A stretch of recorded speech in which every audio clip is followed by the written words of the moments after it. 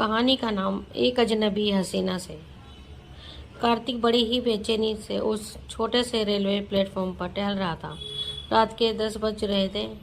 चारों ओर एकदम सन्नाटा सा छाया हुआ था। इक्का दुक्का मुसाफिर प्लेटफॉर्म पर बनी बेंच पर चादर ओढ़े सो रहे थे। इस छोटे से गांव के रेलवे स्टेशन पर ट्रेन का रात भर इंतजार करने को कार्तिक विवश था।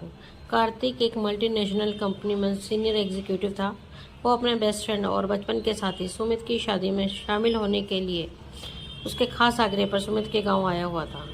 आते समय तो सुमित उसे लेने रेलवे स्टेशन पर आया था, पर अब नई नई शादी के बाद होने वाले संस्कारों की वजह से अभी उस घर से बाहर नहीं आने दिया गया।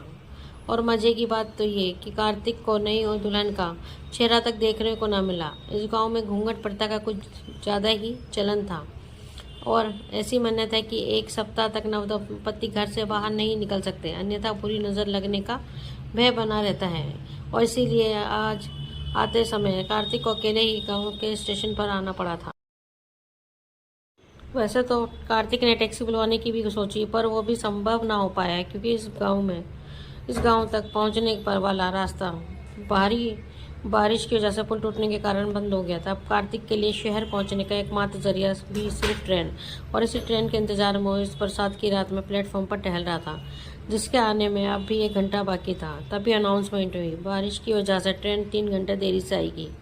ओह गॉड, कार्तिक चिढ़ते हुए बड़बड़ाया। अब 3 घंटे तक इस छोटे से प्लेटफॉर्म पर वो कैसे रहेगा। तेज बारिश हो रही थी। पूरे प्लेटफॉर्म पर सिर्फ 4 पीले बल्ब जल रहे थे जो मध्यम रोशनी फैला रहे थे। वहां से आने जाने वाले मुसाफिरों की संख्या शून्य रहती थी, इसलिए सुविधाएं भी शून्य ही थी। कार्तिक ने स्टेशन मास्टर के पास जाकर एक रिक्वेस्ट की, सर प्लीज़, मेरा नाम कार्तिक है और मैं पुणे जाने वाली एक्सप्रेस में से जाने वाला हूँ, पर अब वो 3 घंटे बाद आने वाली है। प्लीज़ 3 घंटे रुकने का इंतजाम कर दीजिए, मेरा आपकी मेहरबानी होगी।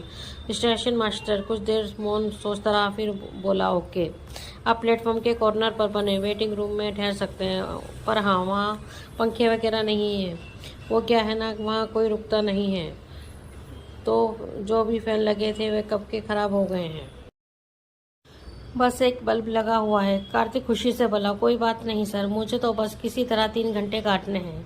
आप मुझे बस परमिशन दे दीजिए। स्टेशन मास्टर ने टेबल के ड्रॉयर से चाबी निकाली और कार्तिक को देते हुए बोला, ये लीजिए, आपको खुद ही लॉक खोलना पड़ेगा। यहाँ तो बस 2 कर्मचारी रहते हैं और वो भी आज बारिश की वजह से आ नहीं पाए। ओके, नो प्रॉब्लम सर, मैं मैनेज कर लूँगा।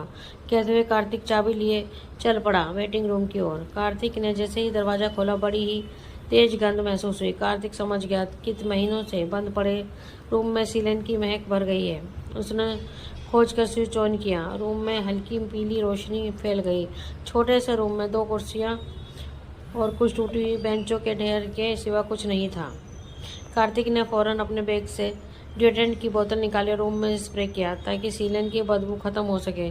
फिर एक चेयर पर बैठकर दूसरे चेयर पर पैर लंबा करके वो रेस्ट करने लगा।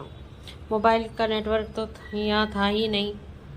उसने मोबाइल में प्री डाउनलोडेड म्यूजिक ऑन किया और आंखें बंद कर सोने की कोशिश करने लगा। अचानक आहट सुनकर कार्तिक ने अपनी आंखें खोली। भला यहाँ कौन आया अब, सोचते हुए आगंतुक की ओर निहारने लगा, और जैसे ही उसने ठीक से उस आने वाले को देखा तो बस देखते ही रह गया। तो कार्तिक की आंखें मानो झपकना ही भूल गई। वो आगंतुक एक युवती थी जिसकी खूबसूरती इस मामूली से पीले बल्ब की रोशनी में भी बिजली की तरह चमक रही थी।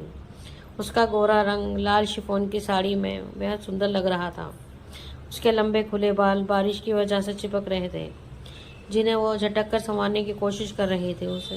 उसके लाल सुर्ख होंठ तो मानो बस गुलाब की पंखुड़ियां लग रहे थे। कार्तिक सुध-बुध खोकर उसे निहारने में लगा था कि युवती अचानक उसे देखते हुए बोली, माफ़ कीजिए, पर क्या आप एक चेयर मुझे देंगे? उसकी मीठी जल तरंग सी आवाज़ सुन कार्तिक चौंक कर शर्मिंदा सा होता हुआ बोला, सॉरी, मुझे ख्याल ही नहीं रहा इस रूम में 2 ही चेयर हैं। और उसने एक चेयर युवती की ओर बढ़ा दी। युवती ने चेयर लेते हुए बड़ी अदा से थैंक यू कहा, फिर बोली, वो बेंच बड़ी ही पुरानी और टूटी सी लग रही थी, इसलिए आपसे चेयर के लिए कहा। कार्तिक ने भी स्माइल करते हुए कहा, वैसे आप जा कहाँ रही हैं? आपकी ट्रेन भी लेट हो गई लगता है। क्या अकेली ही सफ़र कर रही हैं आप? ओह माय गॉड, इतने सवाल। वो युवती खिलखिलाकर हंस पड़ी, फिर बोली, जी मुझे मेरी ट्रेन 3 घंटे लेट चल रही है और मैं पुणे जा रही हूँ, मेरा घर है वहाँ। ओ, कार्तिक खुश होता हुआ बोला, मुझे भी पुणे ही जाना है, मतलब अब आप ही मेरी ट्रेन में जाने वाली हैं। जी यही समझ लिए, वो हंसती हुई बोली।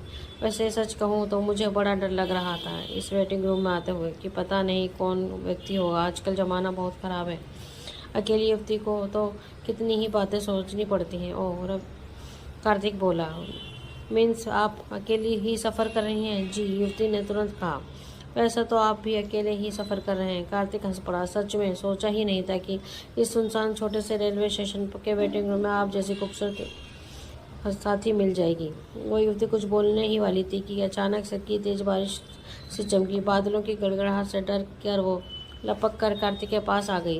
वेटिंग रूम में जल रहा इकलौता बल्ब फ्यूज़ हो गया। वो युवती चिल्लाई, ये लाइट क्यों चली गई? कार्तिक बोला, डरिए मत, बल्ब फ्यूज़ हो गया है, मैं टॉर्च ऑन कर देता हूँ। और वह बैग में टॉर्च निकालने लगा। बैग उठाने के चक्कर में कार्तिक का हाथ अंधेरे में युवती के हाथ से टकरा गया। युवती घबरा कर चिल्लाने को हुई, पर कार्तिक ने हल्के से उसका हाथ दबाकर सांत्वना दी। तभी बाहर दरवाजे पर टॉर्च की रोशनी चमकी। कार्तिक ने हड़बड़ाते हुए दरवाजे पर देखा तो स्टेशन मास्टर टॉर्च लिए खड़ा था। कार्तिक को देखते ही बोला, मुझे लगा कि यहाँ का बल्ब फ्यूज़ हो गया होगा, इसलिए मैं टॉर्च लेकर आया हूँ। मेरे पास एक और टॉर्च है, आप इससे काम चला लीजिए। और कोई प्रॉब्लम है तो नहीं है ना आपको? कार्तिक बोला, नहीं नहीं, अकेला होता तो शायद कोई प्रॉब्लम होती, पर अब तो ये मैडम भी हैं साथ में, तो समय आराम से कट जाएगा। मैडम? स्टेशन मास्टर ने कार्तिक को घूरते हुए कहा, यहाँ कौन सी मैडम है भला? कार्तिक झुंझलाते हुए बोला, ये मेरी ही बगल में तो खड़ी है, ये इधर देखिए ना ज़रा। और जरा से ही कार्तिक ने अपनी बगल की ओर देखा तो आंखों फैल गई, वहाँ तो कोई भी नहीं था। कार्तिक की जुबान जैसे जम गई, अभी अभी तो वो यही थी मेरे साथ। स्टेशन मास्टर ने गंभीरता से कहा, यहाँ वेटिंग रूम में तो क्या, खुले प्लेटफॉर्म पर भी कोई युवती नहीं है इस वक्त? लगता है आप कोई सपना देख रहे थे। कार्तिक अपने हाथ को विस्फारित नेत्रों से देख रहा था, जहाँ अभी तक उस अजनबी हसीना का स्पर्श ताज़ा था। उस स्टेशन मास्टर ने स्तब्ध होकर खड़े कार्तिक के हाथ में टॉर्च पकड़ाई और वहाँ से चलता बना। कार्तिक अभी मूर्ति बना खड़ा ही था कि उसके कंधे पर किसी ने स्पर्श किया। कार्तिक एकदम चौंक कर पलटा तो देखा वही लाल साड़ी वाली युवती खड़ी थी उसके करीब। कार्तिक की आंखें भय से फैल गईं और जैसे सिल गए। उसकी ये दशा देखकर वो युवती बोली, ओ, आप इस कदर सहम क्यों रहे हैं? हुआ क्या है? कार्तिक किसी तरह अटकते हुए बोला, अभी तो आप यहाँ नहीं थी, फिर अचानक ही कहाँ से आ गई वापस? कार्तिक की बात सुनते ही वह युवती खिलखिलाकर हंस पड़ी। उसको घुंघरू जैसी हंसी की खनक से वो छोटा सा वेटिंग रूम गुजरा उठा। फिर वह किसी तरह हंसी रोकते हुए बोली, ओह, आप समझी मैं, आप मुझे कोई चुड़ैली आत्मा समझ रहे हैं, है ना? बिल्कुल, वो कौन थी टाइप की आत्मा। और वो फिर खिलखिला पड़ी। कार्तिक ने किसी तरह अपने भय से कांपते शरीर पर में काबू करते हुए पूछा, लेकिन अभी जब स्टेशन मास्टर यहाँ आया था तब तो आप यहाँ नहीं दिखी थी, और उसे ना ही मुझे, कहाँ गायब हो गई थी? और स्टेशन मास्टर ने ही बताया कि यहाँ प्लेटफॉर्म पर तो कोई युवती नहीं है, तो तुम हो कौन? अब युवती के चेहरे पर गंभीरता से पसर गई। वो धीमे स्वर में बोली, सॉरी, एक्चुअली मैं अपने घर से भागकर कहीं दूर जा रही हूँ, चोरी छिपे भागकर यहाँ तक पहुँची हूँ, इसलिए तो मेरे पास सामान के नाम पर बस एक मेरा हैंडबैग है। अब प्लीज़ किसी तरह मेरे बारे में कहिएगा मत, मैं किसी भी तरह बस पुणे पहुंचना चाहती हूँ। स्टेशन मास्टर के हो आते ही मैं लपक कर पुरानी टूटी पड़ी बेंचों के पीछे जा छुपी थी। कार्तिक ने गहरी नज़रों से युवती को देखा, मानो उसके बोलने पर यकीन करने की कोशिश कर रहा हो। फिर कुछ सोचते हुए बोला, ओके, तो ज़रा अपना परिचय देंगी आप? हैं कौन और कहाँ जाना चाहती हूँ? युवती ने धीरे से कहा, मैं कोमल हूँ, पुणे में जॉब करती हूँ, मेरे मम्मी पापा नहीं हैं। पिछले महीने जब मैं अपने दादा दादी के पास मिलने गाँव आई तो उन्होंने ज़बरदस्ती मेरी शादी तय कर दी। कल ही मेरी शादी एक गांव में रहने वाले युवक से हुई है। दरअसल ये शादी मेरी मर्जी के खिलाफ हुई थी, इसलिए मैं घर छोड़कर भाग रही हूँ। कार्तिक की आंखें फैल गईं, वो सोच में गुम हो गया, कहीं ये सुमित की बीवी तो नहीं? कार्तिक को यूँ गुमसुम देख कोमल बोली, प्लीज़ आप मेरी मदद कीजिए, मुझे अपने साथ पुणे ले चलिए किसी तरह, मैं वहाँ पहुँच अपनी जॉब करते हुए नई लाइफ स्टार्ट करूँगी। कार्तिक सोचने लगा कि इस वक्त सुमित के घर पर कितनी गड़बड़ मची होगी, लोग तरह तरह की बातें कर रहे होंगे। क्या वो सुमित को कॉल करके बता दे कि उसकी बीवी यहाँ है? शायद कोमल ने उसको उसके मन की बात जाननी थी। वो रिक्वेस्ट करती हुई बोली, प्लीज़ आप किसी को भी खबर न कीजिए मेरे बारे में। वैसे भी यहाँ नेटवर्क नहीं है। कार्तिक अब चेयर पर बैठते हुए बोला, तो आप चाहती क्या हैं? कि एक घर से भागी हुई दुल्हन की भागने में मदद करूं? कोमल ने पास आकर कार्तिक का हाथ पकड़ते हुए कहा, क्या आपको लगता है कि मैं कोई गलत काम कर रही हूं? उल्टे मेरे साथ धोखा हुआ है। कार्तिक ने शांत स्वर में पूछा। माना कि आपके साथ धोखा हुआ है, पर क्या आप शादी से पहले ही पुणे नहीं जा सकती थी? और अब मुझसे क्यों मदद मांग चाह रही हैं? मैं तो आपको ठीक से जानता था कि नहीं। कोमल ने पल के झपकाते हुए मधुर स्वर में कहा, मैं क्या आपको अजनबी लगती हूँ? मुझे तो आपको पहली बार देखते ही ऐसा लगा मानो आपको बरसों से जानती हूँ मैं। और उसने अपना सिर कार्तिक के कंधे पर टिका दिया। कार्तिक की तो पिट्टी ही गुम हो गई। वो हतप्रभ सोचने लगा, ये किस दुविधा में फंस गया हूँ मैं? कहीं ये सुमित की बीवी निकली तो मेरा दोस्त मुझे जीवन भर माफ़ नहीं करेगा। कोमल ने जुल्फों से उठती महक और रेशमी हुस्न के जादू से ने कार्तिक को मजबूर कर दिया। कोमल की बात मानने पर कार्तिक ने अपना हाथ बड़े प्यार से कोमल के कंधे पर रखते हुए कहा, मैं तुम्हारी हर तरह से मदद करने के लिए तैयार हूँ। बोलो, क्या कर सकता हूँ मैं तुम्हारे लिए?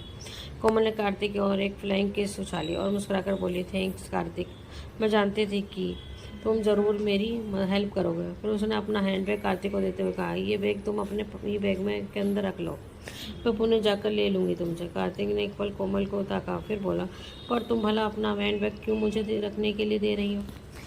इसे मेरे बैग के अंदर रखने का क्या मतलब? कोमल तुनक कर बोली, ओफो कार्तिक, तुम भी ना कितने सवाल करते हो। अरे इस हैंडबैग में मेरी ज्वेलरी है, कहीं किसी चोर ने ट्रेन के सफ़र में चुरा ली तो? अब प्लीज़ ये सवाल करना बंद करो और इस बैग को जल्दी से रख लो अपने बैग में। कार्तिक ने फिर बिना कोई सवाल किए तुरंत ही कोमल का बैग लेकर अपने डबल बैग में रख लिया। फिर कोमल की ओर देख मुस्कुराकर बोला, अब तो तुम्हें देखकर मुझे भी अजीब सा महसूस हो रहा है। क्या मैं अपनी बाकी की ज़िंदगी के लिए तुम्हें हम सफ़र मान सकता हूँ? कोमल ने तुरंत ही पलके जबकि वो कार्तिक, मैं सच बहुत लकी हूँ जो मुझे तुम जैसा हम सफ़र मिल गया। कार्तिक ने बड़ी स्टाइल से सिर झुकाते हुआ, रियली मैं बहुत ही तकदीर वाला हूँ जो ऐसी ब्यूटी क्वीन मुझे मिल गई। फिर कार्तिक ने थोड़ा गंभीर स्वर में कहा, ओके बेबी, मैं बस अभी ट्रेन का टाइम पता करके आता हूँ। और फिर कार्तिक बाहर चल दिया। कुछ देर बाद जब वो आया तो कोमल बोली, बड़ी देर कर दी आने में कार्तिक, ट्रेन कितने बजे आएगी? कार्तिक ने गहरी नज़र कोमल पर डाली और गंभीरता से कहा, कोमल जरा बताओगी कि तुम्हें मेरा नाम कैसे पता चला? मैंने तो तुम बताया ही नहीं था अपना नाम। कोमल एकदम हड़बड़ा उठी, वो अटकते हुए बोली, वो तुमने बताया तो था ना मुझे, याद नहीं तुम्हें? कार्तिक ने ताली बजाते हुए कहा, वाओ एक्सीलेंट, क्या एक्टिंग है तुम्हारी। पर बेबी मुझे अच्छी तरह याद है कि मैंने कभी भी अपना नाम तुम्हें नहीं बताया था। कोमल अब बड़ी अदा से लहराती हुई बोली, ओफो छोड़ो ना ये सब बताओ, ट्रेन कब आ रही है हमारी? कार्तिक ने वेटिंग रूम के दरवाजे की ओर इशारा करते हुए कहा, लो आ गई तुम्हें ले जाने के लिए सवारी। कोमल ने देखा कि वेटिंग रूम के दरवाजे से रेलवे पुलिस के जवान अंदर आ रहे थे और उनके साथ था स्टेशन मास्टर। कार्तिक ने स्टेशन मास्टर से कहा, लीजिए अब तो आपको दिख रही है ये युवती। स्टेशन मास्टर ने से झुका लिया तो कार्तिक ने उन जवानों से कहा, अरेस्ट कर लो इन दोनों को। ये दोनों ही छोटे से गांव के वेटिंग रूम में आने जाने वाले युवकों को फंसाकर उनके जरिए लाखों का ड्रग्स मुंबई और पुणे भेजते हैं। फिर कार्तिक ने उन दोनों को देखते हुए कहा, अरे इस तरह घबरा क्यों रहे हो? तुम्हारा भांडा फूट गया ना इसलिए? पर सच कहूँ बेबी, तो तुम्हारी ओवर एक्टिंग ने ही तुम्हारा भांडा फोड़ दिया। मैं तो तुम्हें अपने दोस्त सुमित की बीवी ही समझ बैठा था, पर जैसे ही तुमने मुझे कार्तिक कहकर पुकारा तो मेरा माथा ठनका, क्योंकि अपना नाम तो मैंने तुम्हें बताया ही नहीं था। और तभी मुझे ध्यान आया कि सुमित बता रहा था कि उनके गाँव में से बड़े पैमाने पर ड्रग्स महानगरों को भेजी जाती है। बस मैं समझ गया कि स्टेशन मास्टर और तुम दोनों मिलकर ही ये सब जाल बिछाते हो जिसमें भोले भाले युवक फंस जाते हैं। क्यों स्टेशन मास्टर साहब, आपने ही बताया था ना इसे मेरा नाम? स्टेशन मास्टर गुस्से से कोमल को घूर रहा था। कार्तिक बोला, मैंने स्टेशन के बाहर बाइक लिए एक युवक को कहकर पुलिस वालों को बुलवाया है। अब आप दोनों जाओ अपने असली ठिकाने यानी जेल, और मैं चला अपने घर पुणे। वो देखो आ रही है मेरी ट्रेन।